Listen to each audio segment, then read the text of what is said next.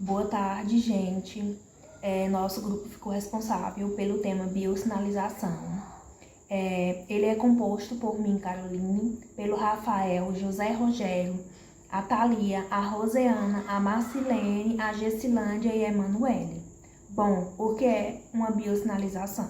A biosinalização é a comunicação entre as células por meios químicos ou moleculares, certo? A biosinalização ela serve para controlar todas as características funcionais de uma célula. No slide aí do lado, podemos observar essa imagem. Essa bolinha vermelha, ela representa a nossa molécula sinalizadora, tá bom? Logo abaixo dela, para ela não ficar solta, temos a nossa proteína receptora. Essa proteína receptora, ela vai sinalizar para as proteínas sinalizadoras, que são essas três logo abaixo, em seguida, uma abaixo da outra. Elas são as nossas proteínas sinalizadoras. Logo abaixo das proteínas sinalizadoras, temos as nossas três proteínas efetoras, certo? Essas três proteínas efetoras estão de azul, que são elas, a enzima metabólica, a proteína de regulação e a proteína do citoesqueleto. A proteína da enzima metabólica, ela altera no nosso metabolismo. A proteína de regulação, ela altera na nossa expressão gênica. E a proteína de citoesqueleto, ela altera na nossa forma celular, tá bom? Falando agora um pouco sobre as características, que são 5: especificidade, amplificação, modularidade, integração e dessensibilização. Na nossa especificidade, a molécula sinalizadora, ela se encaixa no sítio da ligação do receptor. Outras moléculas não se encaixam. Essa molécula, ela é específica para esse receptor, tá bom? Na amplificação, quando enzimas ativam enzimas, o número de moléculas afetadas aumenta geometricamente na cascata enzimática. Então, a amplificação faz com que tenha apenas um sinalizador só, tá bom? Na modularidade, as proteínas com afinidades multivalentes formam diversos complexos de sinalização a partir de partes intercambiáveis. O que isso quer dizer? Que essa molécula, ela pode sair e participar de alguma outra sinalização, tá bom? Na integração, quando os dois sinais apresentam efeitos opostos sobre uma característica metabólica, essa resposta ela é única para todos os sinais que estão recebendo, ok? E na dessensibilização, ela insiste para diminuir esse estímulo. Tem alguns mecanismos, certo? Tá bom? Que é para tirar o receptor, né? A dessensibilização, que é o sequestro do receptor, a retrorregulação do receptor, a inativação do receptor, a inativação de proteínas sinalizadoras e a produção de proteínas inibidoras. Agora passo a palavra para a Roseana. Olá, meu nome é Roseana e eu irei falar sobre os tipos de comunicação intercelulares. Bem, a sinalização celular é a forma como as células conseguem comunicar-se. Para que ocorra a sinalização celular, é importante a presença de alguns elementos: a célula sinalizadora, a molécula de sinalização e a célula-alvo. A célula sinalizadora será responsável pela produção da molécula de sinalização, na qual, por sua vez, a molécula de sinalização ela vai ser responsável por levar as informações entre as células. Já a célula-alvo, ela vai receber a molécula de sinalização, que se ligará a receptores específicos. Esses receptores, eles podem estar na membrana ou no interior da célula-alvo. Visto como funciona basicamente a sinalização celular, vamos ver os tipos de comunicação intercelulares existentes. Bem, existem 5 tipos de sinalização celular. Inicialmente, eu irei falar sobre a sinalização dependente de contato. A sinalização dependente de contato requer que a célula sinalizadora esteja ao lado da célula-alvo, esteja em contato. Mas por quê? Porque a molécula de sinalização, essa vermelha, ela está ligada à membrana da célula sinalizadora, fazendo com que seja dependente desse contato da célula sinalizadora com a célula-alvo. O segundo tipo de sinalização é a parágna. Nela, a célula sinalizadora vai secretar moléculas para o meio extracelular, a fim de atingir as células-alvos próximas. Então, aqui vai ser o contrário do caso anterior. Por quê? No caso anterior, precisava estar em contato, né? A célula sinalizadora com a célula-alvo. Aqui não. As células elas estão próximas, mas não em contato. Outra coisa importante é que nesse tipo de sinalização vai acontecer no mesmo ambiente. Porque depois a gente vai ver um tipo de sinalização em que o sinalizador vai viajar bastante pelo corpo. Aqui não, tudo acontece no mesmo ambiente. O terceiro tipo de sinalização é a sinalização autóctone, que é esse. Aqui a célula sinalizadora é a mesma célula-alvo.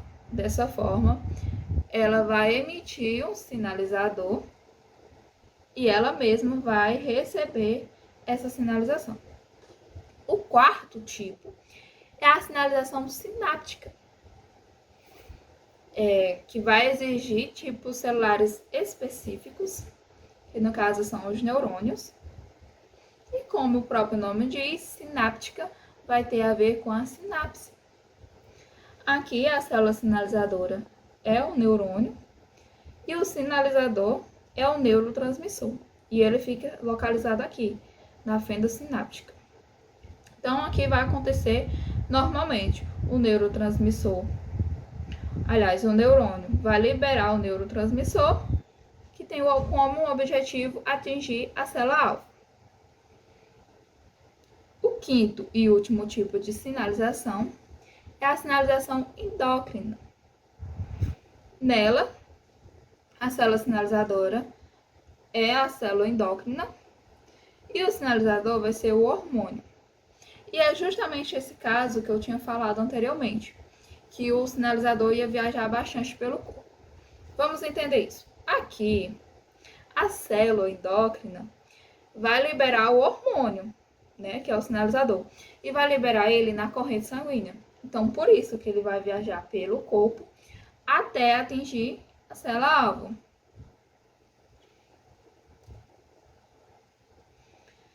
É importante saber que o mesmo sinalizador pode ter ações completamente diferentes de célula para célula.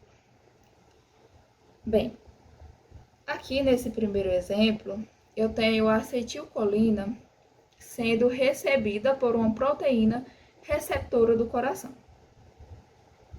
né? Aqui do coração.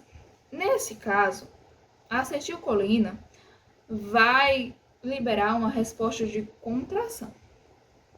Já aqui, nesse outro exemplo, eu tenho a acetilcolina sendo recebida por uma proteína receptora da célula da glândula salivar. Já aqui nesse caso, ela vai emitir uma resposta de secreção. E aqui vamos, né? A gente compreende que o que vai determinar a resposta não é o sinalizador, e sim em qual célula ele está atuando. Então, a resposta, né, de um mesmo sinalizador pode ser diferente de célula para célula, como a gente está vendo aqui. Olá, eu sou o Rafael e vou falar um pouco sobre os elementos da sinalização intracelular. Quais são esses elementos da sinalização intracelular? A gente vai ter os comutadores e a gente vai ter os seguintes mensageiros. os computadores vão funcionar de duas formas. Vão ter os computadores que vão ativar a molécula por fosforilação e os que vão ativar ela por ligação de GTP. Vou falar um pouco sobre a que é ativada por fosforilação agora. Imagina que a gente tem aqui uma moléculazinha. A moléculazinha está inativa, né? E para ela ser ativa, vai vir aqui uma proteína sinase, ativar ela, sinase ou quinase, como você preferir falar, vai vir aqui e ativar ela. Como é que ela vai funcionar isso? Ela vai adicionar um fosfato, fosforilou, ela vai estar ativa. Quando ela estiver ativa, ela vai transmitir o seu sinalzinho e vai depois ser retirado esse fosfato. Como isso acontece mais a fundo? Vai vir um ATPzinho, e vai se tornar um ADP. ATP, esse T é de trifosfato. O trifosfato vai se tornar um difosfato porque um dos fosfatos dele vai vir para cá. Ativando a molécula, ela vai fazer a transmissão do seu sinal e depois vai ocorrer a fosforilaçãozinha e ela vai perder esse fosfato. Pronto, simples, assim que funciona a ativação por fosforilação. Ela ativa, transmite o seu sinal e depois fica tranquila e é desativada. Isso é bem parecido, inclusive, com o que acontece com a ligação de GTP. Vamos falar agora sobre o outro tipo de ativação, né, que é a ativação GTP. Vamos falar o seguinte: vamos ter aqui a nossa molécula inativa. Vai ter aqui como GDP. Vai ter aqui como GDP, inativazinha, e vai chegar o nosso amiguinho GAF. GAF, que em inglês significa Guanine Nucleotide Exchange Factor. Para quem entende de inglês, sabe que esse exchange significa troca, e factor, fator. Vai ocorrer a troca de um fator. E o que vai acontecer? Esse GDP, guanina difosfato, vai ser trocado por um GTP, guanina trifosfato. É bem parecido com o que acontece com o ATP também. Só a diferença é que, em vez de ser ATP, é GTP. E, bem, vai acontecer, né? Essa troca, o GTP vai ter um fosfato a mais e vai ativar a molécula. A molécula vai estar ativa, vai fazer a transmissão do seu sinal, assim como ocorre na fosforilação. O outro processo vai ali transmitir o seu sinalzinho e vai precisar ser desativada. Agora, da mesma forma, retirando esse fosfato. Para retirar esse fosfato, a gente vai ter nosso GAP. O GAP vai fazer uma hidrólisezinha e ele vai retirar o fosfato dela. E é bem assim que funciona. Está aqui, molécula inativa, GDP. Entra o GTP, ativou, sinalizou, pronto, não precisa mais ficar ativo. E a gente vai ter também como a segunda parte disso, os nossos queridos segundos mensageiros. Os segundos mensageiros são vários segundos mensageiros. E que eles funcionam? Como é que eles funcionam exatamente? Eles recebem, eles são receptores, eles vão ser os caras que recebem esse tal sinal que a molécula vai estar transmitindo. E a partir disso vão realizar as suas funções. Existem diversos mensageiros, vou deixar alguns aqui no slide que a gente pode dar uma observada, como por exemplo a adenina monofosfato cíclico, que é uma que vai estar uma dessas segundos mensageiros do qual eu estou falando. E dentre elas vários segundos mensageiros. E bem, é isso, muito obrigado pela atenção. Proteínas adaptadoras são proteínas que têm duas ou mais possibilidades de interações e servem para reunir duas ou mais proteínas em uma via. Um exemplo é a nossa GRB2, proteína adaptadora. Por que ela é uma proteína adaptadora? Porque ela faz unicamente a ligação das proteínas. Essa proteína, em vez de, não sei se está aparecendo aí na tela para vocês a setinha, com essa proteína, com a nossa proteína de suporte, que está ligado ao nosso receptor. E a gente vai pensar nela simplesmente como um adaptador de tomada. Ou seja, ela tem a função de ligar. Agora vamos para os nossos complexos de sinalização. Complexos de sinalização são pré-formados. Temos os pré-formados. Temos a montagem induzida do receptor e temos a montagem induzida da membrana. falar cada um de vocês. Primeiro deles para vocês. Primeiro eu vou começar com os pré-formados. Os pré-formados, eles são organizados ao redor de uma proteína de suporte, né? Ao redor de uma proteína de suporte. E elas ficam ligadas ao nosso receptor. Deixa eu tentar mais uma vez colocar isso.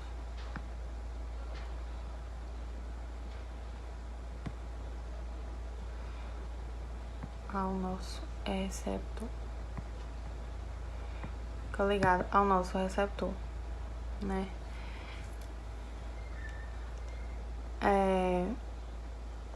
Nesse tipo de complexo de sinalização,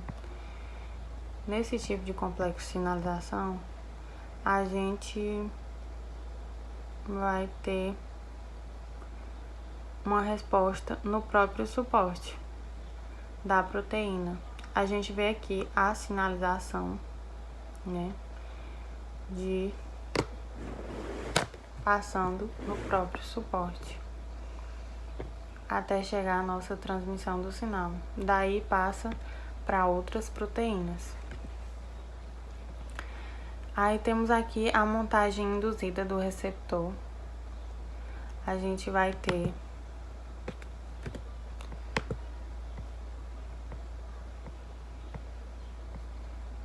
aqui a nossa caixa de molécula de sinalização.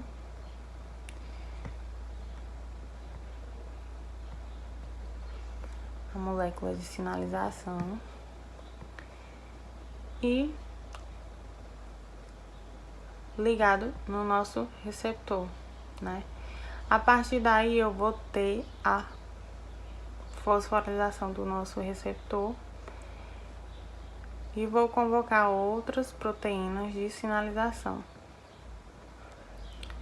Essas proteínas de sinalização vão se reunir em torno do meu receptor, né? E a partir disso elas vão promover a sinalização aqui, ó. A sinalização. A partir do momento que eu faço uma transmissão de sinal, elas voltam para o meio intracelular. E aí aqui a gente vai ter a montagem induzida da membrana. O receptor, quando é ativado, ele promove a fosforilação de fosfolipídios da membrana. Aqui, né, eu vou ter um mecanismo muito parecido com o induzido do receptor. Só que meu receptor, ele vai receber da molécula de sinalização sinais, e essa molécula aqui de sinalização sinaliza para outras proteínas que estão na membrana. A partir do momento, desse momento, elas vão fosforilar.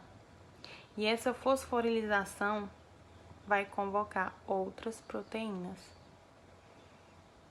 sinalizadoras que vão passar diante essa sinalização.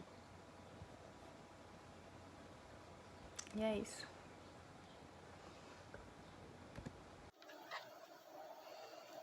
Bom, eu vou falar sobre tipos de vias de comunicações. Vão existir 2 tipos de vias de comunicações. A intracelular, que vai ocorrer totalmente no citosol, recrutando o maquinário celular existente, e assim vai alterar o seu comportamento. E a nuclear, que é a via de sinalização, ela vai adentrar a carioteca, alterar a expressão gênica, modificando a síntese proteica a fim de alterar o maquinário e a ação da célula. Nesse próximo slide eu vou mostrar uma imagem, uma figura que eu vou conseguir explicar melhor como é que isso funciona. Aqui a gente tem o nosso sinal, que vai ser recebido logo aqui embaixo pela nossa proteína receptora, que vai adentrar a célula. E vai existir os 2 tipos, como eu falei, a intracelular aqui e a nuclear aqui.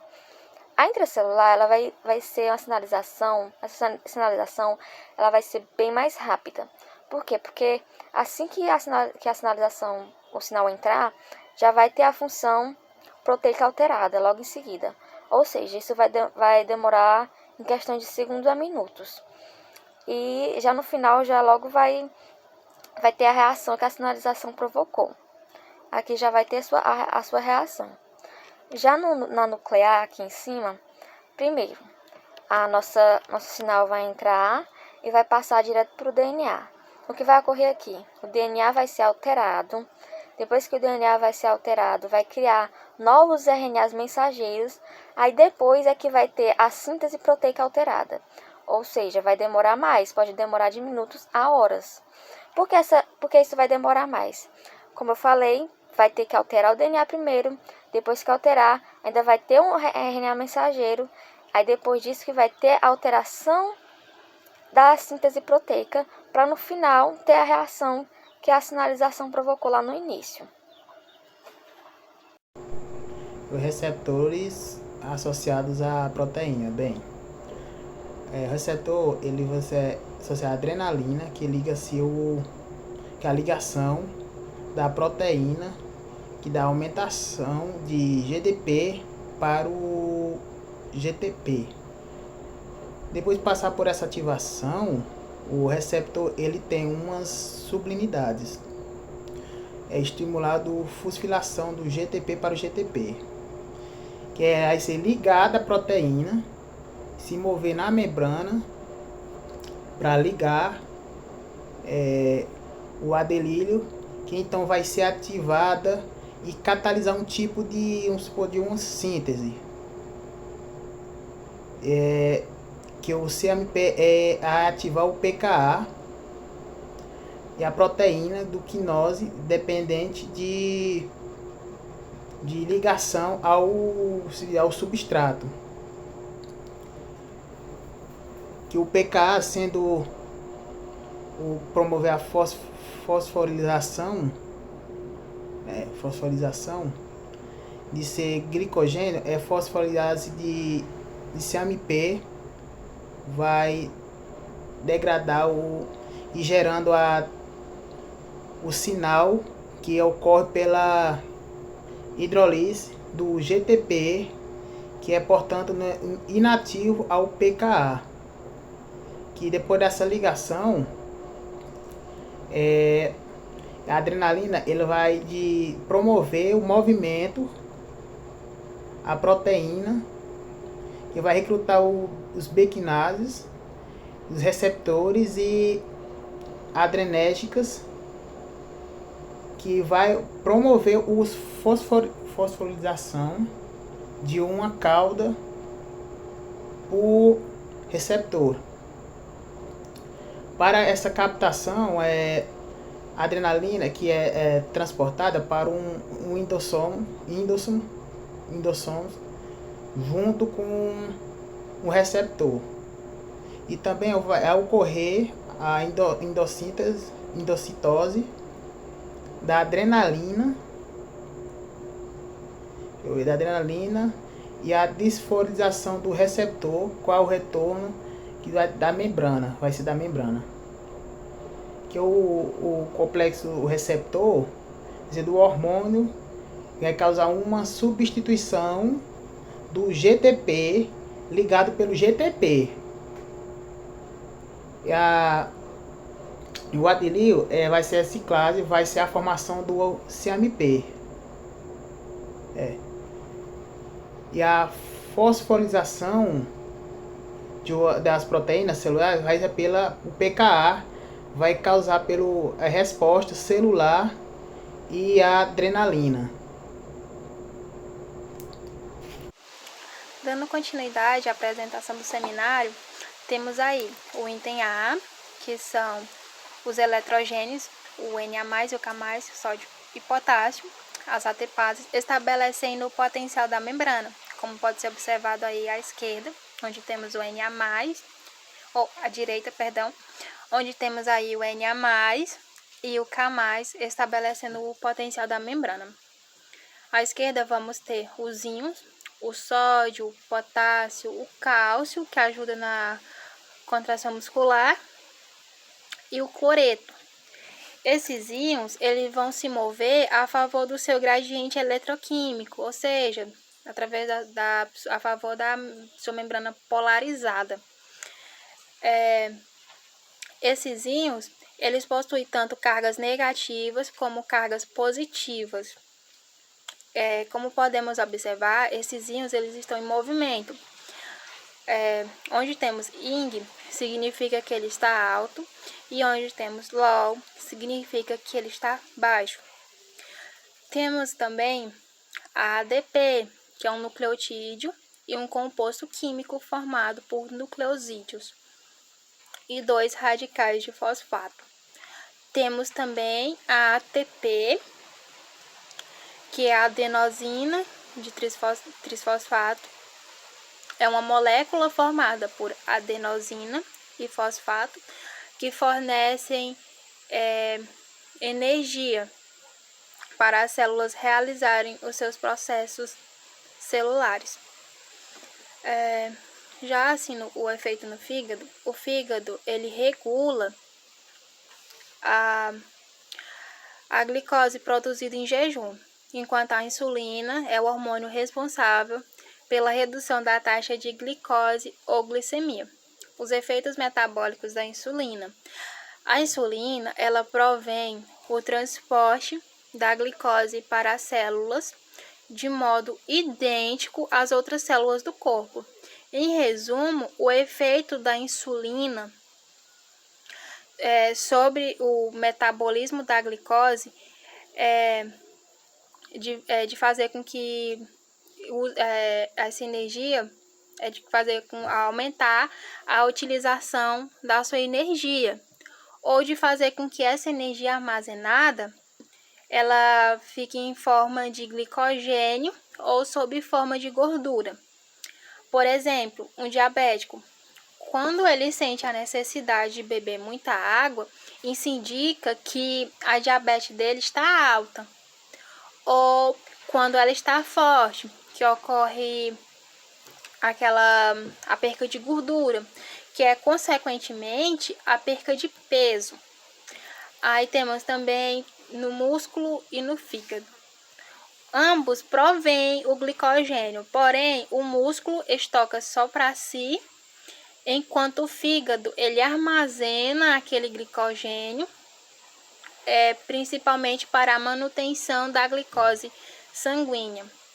Temos também o tecido adiposo. Com a diminuição dos triglicerídeos, pela inibição da lipase sensível, que é o hormônio que provém a desfosforilação da enzima, ocorrendo assim o aumento da síntese de triglicerídeo pelo aumento do transporte e metabolismo da glicose, gerando assim o substrato do gliceraldeído para a formação do triacilgliceróis. É isso, e obrigada pela atenção. Hoje eu vou falar sobre os receptores do tipo tirosina quinase. Antes de iniciar a explicação sobre a insulina, que é um tipo desse receptor, eu queria explicar o que é a tirosina quinase em si. A tirosina, ela significa uma proteína que compõe os nossos receptores, ou seja, os receptores das pessoas, os receptores da gente, do nosso organismo. Quinases significa que essa proteína ela se autofosforila. Basicamente tirosina quinase é uma proteína que se autofosforila e fosforila determinados substratos. Mas quais substratos são esses? Tem vários, mas o que eu vou citar aqui como de exemplo vai ser a insulina. A insulina, quando ligada à tirosina quinase, vai acontecer um mecanismo onde esse receptor, que é a tirosina quinase, onde ela é uma enzima, ela vai basicamente se autofosforilar e fosforilar a insulina, causando as IRS. E o que é IRS? IRS é insulina, receptors, substratos. Insulina, receptores e substratos. A partir disso, quando a tirosina quinase faz a fosforilação da insulina, eles vão fazer a ativação das fosfatases na célula. Além disso, os substratos vão aparecer nos canais GLUT4 dentro da célula, estimulando eles a aparecer na membrana da célula. Para entrar mais glicose, e eles vão atuar em uma mini proteína G, chamada RAS. A quinase, ela vai atuar adicionando o fósforo e as fosfatases vão atuar retirando esse fósforo.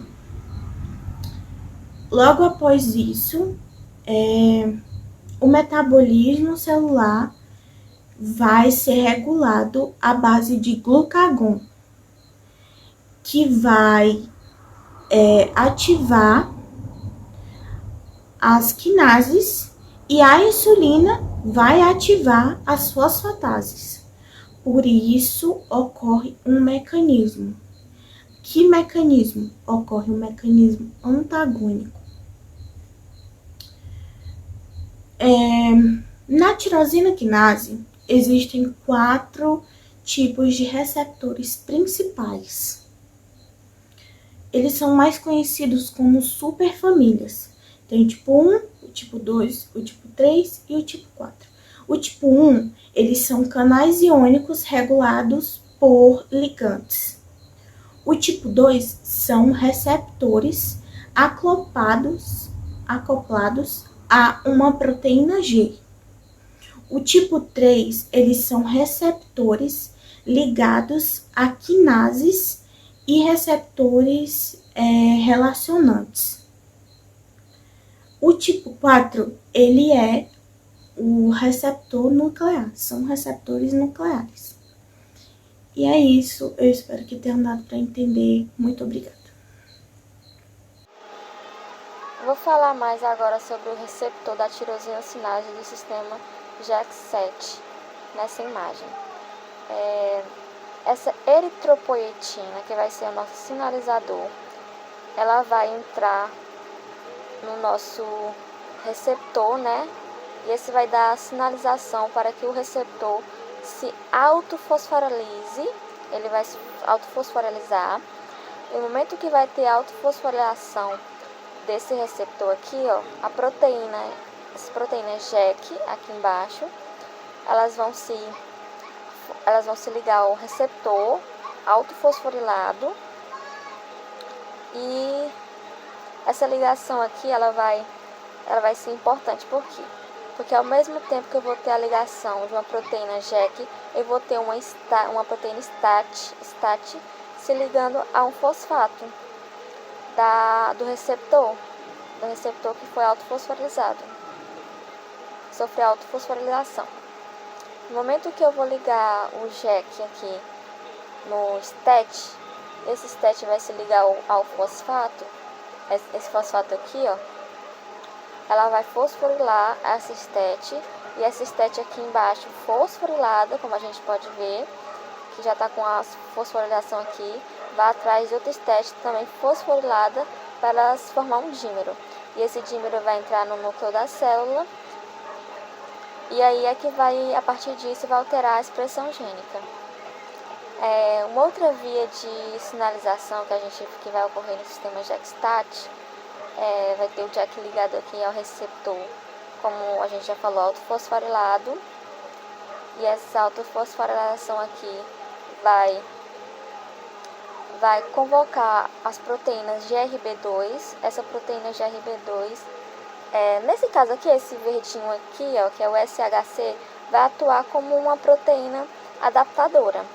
Ela vai se ligar, o fosfato vai se ligar a esse SHC, que vai se ligar a GRB2. E essa GRB2 vai virar a cascata de MAPK. E essa cascata aqui de MAPK, ela vai entrar no núcleo da célula e vai afetar aqui embaixo ela vai afetar a expressão gênica. Foi isso. Muito obrigado pela atenção de todos e até a próxima.